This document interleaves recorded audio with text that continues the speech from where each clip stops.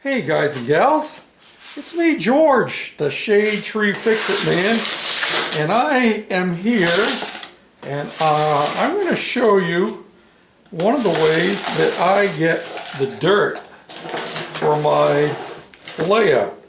I use several different things. Yeah, I buy some of the sand stuff that you can buy at places like Hobby Lobby and Michael's and like that. But I also use natural sand or dirt of varying sizes from my driveway or alongside of the road, depending on the colors that I'm looking for. And of course, it all comes in different shades, and it's good to have it mixed together. So what I thought I would do, I would show you the process that I use. And here is some dirt that I got out of my driveway today. And I did a little bit of screening on it already, only because I had to get the big rocks out that wouldn't work. And you can see there are even some pieces of leaf and stuff like that in there, but that'll get taken out. And we haven't had any rain in here for quite a while, so this is pretty powdery. Now what I do is I have two different sizes of screen. I have this larger one here that is a little bit more coarse, and these are simply sieves that ladies use in their kitchen. I got it out of a thrift store. And then I have a finer one here that I sieve it through to get my finest grade. So what I do, and I have my buckets here set up in 3 different grades. This is finest, and then medium, and then the blue one or green one down here at the end. This one is the coarsest, and it has some stones in it, and well, when you get those down alongside your track, they look pretty big, but they work. So I start off by doing the super fine stuff first, and I use this, and I just take my sand and I pour it into the sieve, and I'm going to pull out the leaf stems and stuff like that in the process, and I simply shake it into here,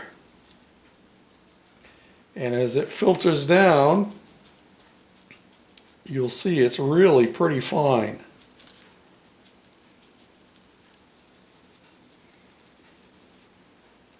And you can see the larger stones are coming to the top, and you'll see that less and less of the sand is coming out as I shake it.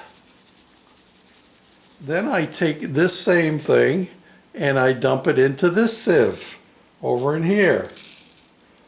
And I shake it into here, and that gives me the next size.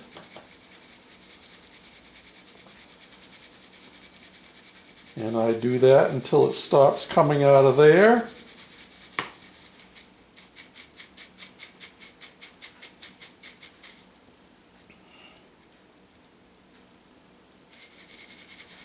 And again, I pull out the stems and stuff as I go along, sorting it.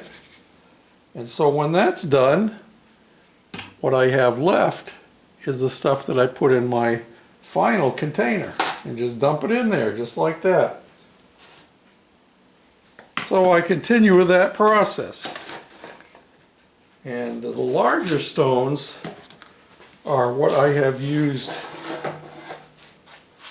You see, I have larger sizes in here, and I have different colors, and I'll mix this around so it mixes all in. Some of it is light and some of it is dark. And some of these larger stones like this, and these pieces like this, are what I used around my my water wheel, my grist mill. Yeah, you might wonder what this is down in here. That's some grass. Oh, you know how to make grass, don't you?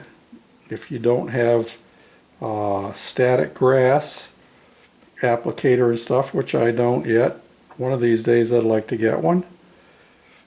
But this is made by simply spreading out some clear silicone, or I use polyseam seal, and then you take a piece of string, what do they call it? Hemp rope, yep, but smaller stuff, and you just untwine it until it's flat like this, and you kind of straighten it out, and then you stick these pieces down in there until it dries. And then when you put these on your layout and you're filling around it with dirt and stuff like that, it looks like dried grass and weeds alongside of the layout, you know, alongside of the road. So I thought that might be of interest to you, and I'll show you a couple of pictures of how we have used this. Here's a perfect place to illustrate how I used that dirt that I have just sifted. This is at the Shade Tree Retirement Center. And while they do have some grass growing there, they still have gravel walkways. And then of course you get up onto here, and that's black ballast, or black sand actually. And then if you move up over here alongside of the railroad, you begin to see the larger size. And if we come around the corner here, you can see the brown ballast. But alongside you have stone that is well, it's been washed down over the years, down through the cracks and the crevices over the rock, and piled up down alongside of the railroad. And that's how we use some of that stone. And that's a common thing to find along rock faces.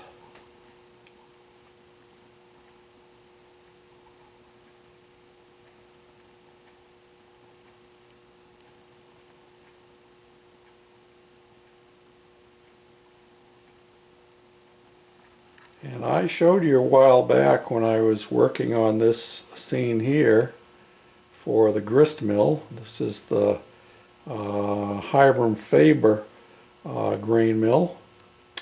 And the stone wall along the bottom is stone that was sorted just like I showed you.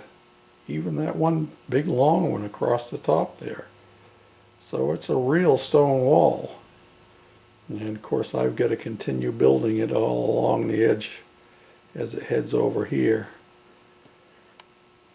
But that's how you can use it. And not much more realistic than real stone. Oh, and I almost forgot to show you the weeds growing.